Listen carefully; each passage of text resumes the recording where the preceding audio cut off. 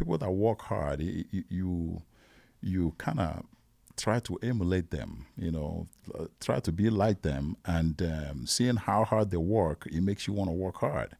So that's how we influence other people, how we influence each other.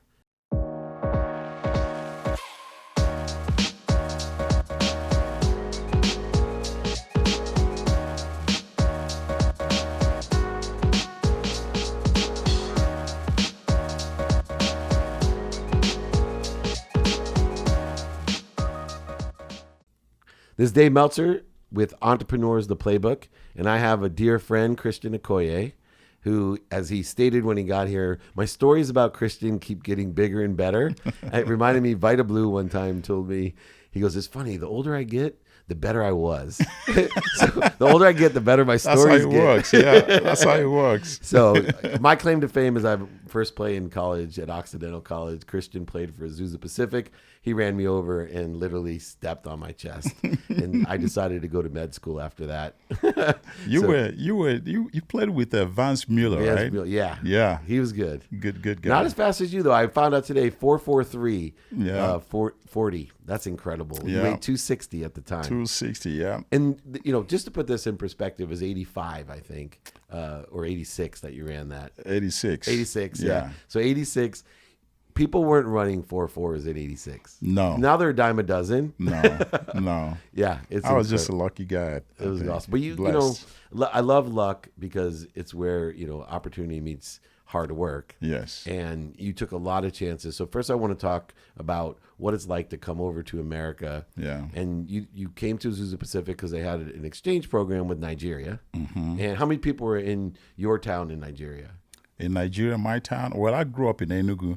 Enugu is one of the oldest cities in Nigeria, one of the 3 or 4 of them. And in Enugu, we have almost 1 million people living there. Wow. So we have a lot of people living in Enugu. Above a great poverty rate, 1 million people. Yeah, a lot of poverty, you know. But Nigeria is a good country, good people, and all that. People work hard over there. Well, they also are happy. Do you think they're Kenya, Nigeria, as my travels have taken me? Yeah. They even people that don't have a lot, they live with an attitude that they have enough. They're very happy. Yeah. Very happy people. Yeah. Smile a lot. Smile a lot. Yeah. Yeah. People always say you smile a lot. I say you ought to go to Africa and see those poor people out there in the cities and stuff, and you see happiness. Yeah, I would hate, but you come over here. And you end up in Azusa Pacific in the middle of Los Angeles. What was that transition like? It was very difficult in the beginning, but it was made easier by a friend of mine who came a year before I did, Innocent Egbunike, who was a very talented track and field guy. We were friends back home in Nigeria. So when he came in 81, I had told him that I would love to come out if he can talk to the coaches and they work out something. And obviously that's what he did. Yeah. And you were a hammer thrower. I was a shot put, discus, and hammer thrower. Yeah. My base event at the time was discus. Oh, really? Okay. Yes. And you were were you an Olympian as well? No, I wasn't an Olympian. No. Actually, because I wasn't able to go to 84 Olympics is the reason why I played football. Oh, okay. Yeah. And who scouted you out at Azusa to play football?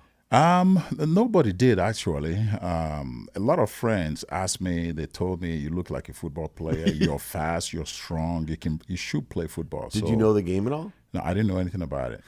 We don't have it in Nigeria. They don't show it in Nigeria. And so when I came over here, if I can tell you a short story. Sure, please. When I came over here in 1982, Innocent told me, he says, Christian, let's go see a football game. And I was thinking it was a soccer game. Right, I that's said, what they sure, call let's soccer. go, yeah. So we got up to the field and got in our seats, and then these guys came out running. I said, man, these guys are huge. He says, no, they're wearing pads. I said, what do you mean they're wearing pads? He said, look at them. It's not their shoulders, it's shoulder pads. Because I thought they were real shoulder pads. Yeah. I never seen that before, So I said, man, this is crazy. He says, just watch. And so the game starts, and I'm watching these guys, they got in a circle. It seemed like they talk about something, and then they line up and then hit each other. Whistle blows and it stops. I said, this is crazy. It's boring. Let's get out of here. He didn't like it at all. Yeah, we left. Yeah. And I didn't watch a game until in 1986. Well, 87, I think that's January was when Raiders played against the Washington Redskins. Yeah. At the Coliseum. And I saw Marcus Allen reverse the field and run 76 yards and scored, right? But anyway, before the Olympics, I found out Nigeria didn't want me to go with them. For some reason, I was left out. Wow. Even though I was doing really well in the discus, I was hoping to medal. Yeah. And I walked into the coach's office. I said, I like to play football. And he looked at me. He says, okay, what position do you want to play? I said, I don't know any positions. And he says, well, I said, I remember watching the TV and I saw this guy run a long way and scored a touchdown. He said, oh, yeah, that was Marcus Allen.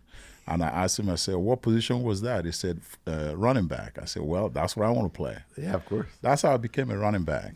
And I remember when we played against each other, you were still learning how to hold a football. Yes. But yes. you were running people over. And back then, the rules were a little different. We were taught, probably giving up too many secrets, but we were taught to gun for your head. That's what I was told. But make sure you keep hitting him in the head, because the best chance we have to win is to knock Christian Okoye out of the game. and it wasn't easy, but no. We had a great time. Now, learning that transition. Yeah. One of the biggest transitions that I like to talk about is, you were an extraordinary football player, but you made a transition. Most football players have two deaths. Yeah. Extraordinary football career, but now you had to make even, I think, a bigger transition. You're done playing. Mm-hmm. You have supported your country, well known for how much money you've given and support you've given to your own country. And still today you have camps back in Nigeria. You support the kids. You're a huge philanthropist, not only in Nigeria, but here. What was that transition like to get into the business world and understand how that works? Well, I learned to give back because when I was younger, my dad didn't like me playing sports.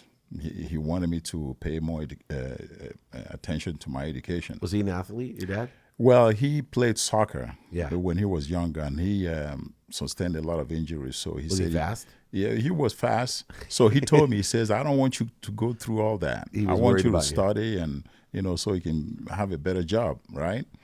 So, but I was going, I keep getting in trouble every day when I leave and come back late and so on and so forth. And finally, I joined the school track and field. And I told my coach, I said, my dad won't let me stay late, I'm finished practice. So he came to my house and told my dad, he says, I'll take care of him. I'll come and pick him up and I'll drop him back off, Right. So him taking care of me is kind of taught me something.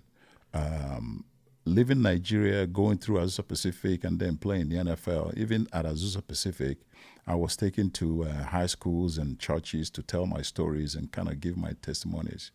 But that's how I learned to look at those at-risk kids, less people that don't have that much to give back. And I think inadvertently you give back in ways that you don't even know. I know this. My business partner being Warren Moon. You guys lose perspective of how many people that just knowing that I know you, or of course Warren, or these other players I know, there's some famous people that are living these extraordinary lives, like Akbar. Yeah. Akbar told me, once I saw, just like you saw Marcus Allen run, when I saw Christian Okoye run, that's what I wanted to be. He's my hero. And even earlier on, I had some venture capitalists in here, and immediately he's like, oh my God, can I take your picture? Yeah. I think there's more than just the effort that you give to help people. It's you've lived your life in a certain way that people not only look up to you from what you've done on the field, but you're the head of the California Sports Hall of Fame. Yeah. You have several charities that you run. You also are a good entrepreneur. You've had your own businesses and have learned to make money so you can help people. Yes, yes. What's the biggest challenge you think in that? Well, I tell this is what I tell kids every time I speak to them, and I tell them, I said, if you work hard in life and become successful, you don't know how you affect other people. It can be just through, if you're a teacher, coach, or just an athlete doing your thing. People, just like you just mentioned, people watching you and idolize you and love what you do, it affects them. It affects their way of life, and just watching people, Marcus Allen, Eric Dickerson, those are my heroes. When I was at Azusa Pacific, and they're my friends now. Right, mine too. Yeah. So just watching them when they played, I respect them a lot because of the work they put into their art.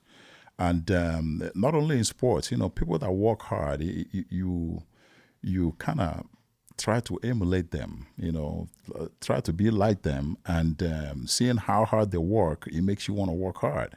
So that's how we influence other people, how we influence each other.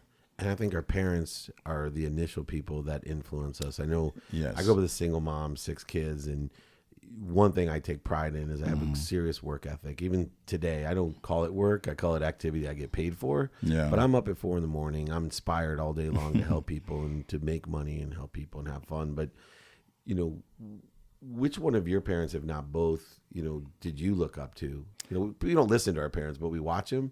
Yeah. And I know there's a hardworking culture in Nigeria. Yeah. Was one of your parents a harder worker, or they both? They both worked very hard. My mom, I was closer to because she was the one She was at nicer. home. Yeah. Well, she was the one at home. Not nicer, but I feel the love in everything she did, though. Yeah. But I tell you, when I was younger, my mom actually took me to the market. She was selling textiles, for whatever reason people want to use it. So that's what she did as a business, and I worked with her. I was the only one out of all 7 kids that actually she took to the market. Each time after school, I would go and visit her, bring her food, and I would sit over there while she would go and take a break and hang out with friends and then come back. But I learned business from her because she was extremely dedicated and worked extremely hard too. Yeah. What was your favorite part, or is your favorite part of business? Of course, making money. Yeah. You got to make money. That's the main part. But it's just how you affect other people. I think how you affect other people mainly. And you've had great mentors. You were lucky to have really great coaches. Yes. One of those coaches is one of my favorites, which is Marty Schottenheimer. Yes. What's the biggest lesson that Marty, he's full of great life advice, but what's the biggest lesson he taught you? Well, one thing that he always says in the meeting is that, take everything that you do one step at a time. Life is not a race. It's a marathon. That's what I learned from him. And I've taken that to everything that I've done. Not being in a hurry. It's extremely important. What other mentors do you have today? So I believe that we still have mentors. Yes. Who do you look up to and ask for advice from now? Well, I have friends, I look up to my friends a lot, a lot of them. My old coach from Nigeria is here, I brought him over here. Nice. So he's here. In Rancho Cucamonga. So we talk a lot and kind of bounce ideas off of each other. And now, as an entrepreneur and giving advice to entrepreneurs, what would be the one piece of advice that you've learned that you would give to a young entrepreneur? Well, don't give up. It's that simple. Yeah, simple. Don't give up because life is when you're going through life, it's a rocky road. It's full of hills and valleys. Sometimes when we're down, we think the world is over. This is not going to work. But if you give it time, keep chipping at it, you will see the light come out again. What was the most challenging time for you when you may have been closest to quitting something? Oh my goodness! Just running this California Sports Hall of Fame is not easy. Yeah, I know. That's why you want me to help you. Yeah, that's why I'm here to talk to David. It's not easy. Maybe I at should all. change my mind. It's not easy at all because, if I see how, during the event, I see how people enjoy coming, it kind of makes things easier when we're preparing to put together the event and so on. So it's extremely, hard and difficult thing I've ever taken up on. But the one thing that we both have learned from our charitable pursuits is that you have to be humble, not in the respect that we're giving so much. You have to ask a lot of people for help. That's right. You're asking for money. You're asking for in-kind donations. You're asking for volunteers. Definitely. And, when you are a great sports figure and a hero to so many, I think it's more difficult to ask people for help because there's this stigma like, Christian, why don't you just pay for it? Yeah. Oh, yeah, you can do it. You're a superhero. I know. Your life's perfect. Yeah. So, give me a little bit of insight on, how you've learned to be humble enough to, literally, because you have to ask for help. You have to ask for help, and you have to be prepared to also help. That's the thing. And most of the people that come, they've all asked me to help in one way or another, and I do help. I make myself available. Morongo, who was our number one, or still is our number one sponsor, they have a lot of activities and they do a lot. And when they ask me to be there, I'm there because they're always there for me. You see, so you have to be willing to help out, help those people who. And I think it says so much about you because you do show up for everyone else. One of the reasons we were talking, my business partner, Warren Moon, shows up every year to the California Sports Hall of Fame. It goes a long ways. Yeah, Tommy Lasorda and Eric Dickerson. One time you had it on Father's Day, and I couldn't believe how many athletes, but they all said the same thing. Yeah. I had to be here because Christian always shows up for me and my charity and always helps me. Yeah. And I think that's important because you don't do it for that reason. Exactly. But it ends up really, really making a difference. And you end up making a difference.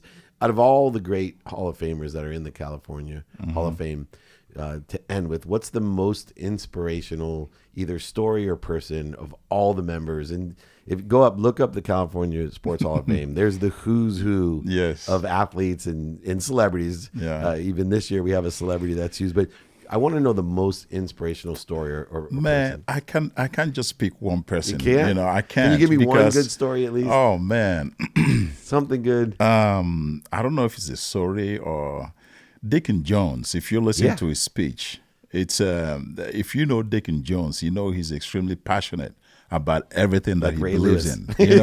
Yeah, he's very passionate, and he will convince you that this wall is white. Even if it's brown, he said, "Believe it. I tell you to believe it."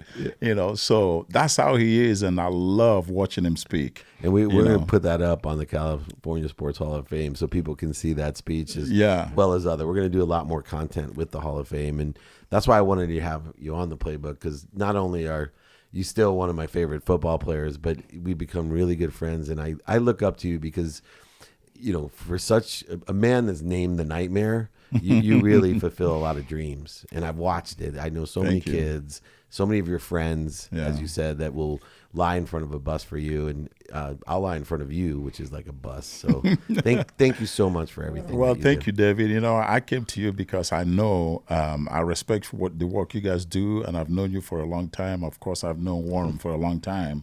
And I think for us to go to the next level with the California Sports Hall of Fame, I believe only Sports One Marketing will be the body that can do it. Well, I appreciate that. I look forward to working with you and making a lot of money, helping a lot of people, and, of course, having a lot of fun, as long as you don't run over me. and allow me to tell the story however I want. Yes, that's the way it happened. I enjoy it. I'm so insignificant in football, I promise you that he has no idea or remembers because I'm one of so many that he ran over, so he just assumes it's true. So I'm going to stick to my story. This is Dave Meltzer with the unbelievable Christian Okoye, who is the Rock's hero, Okoye. Look at the movie Rampage. He actually named it Okoye after my man. But this is Entrepreneurs, the Playbook.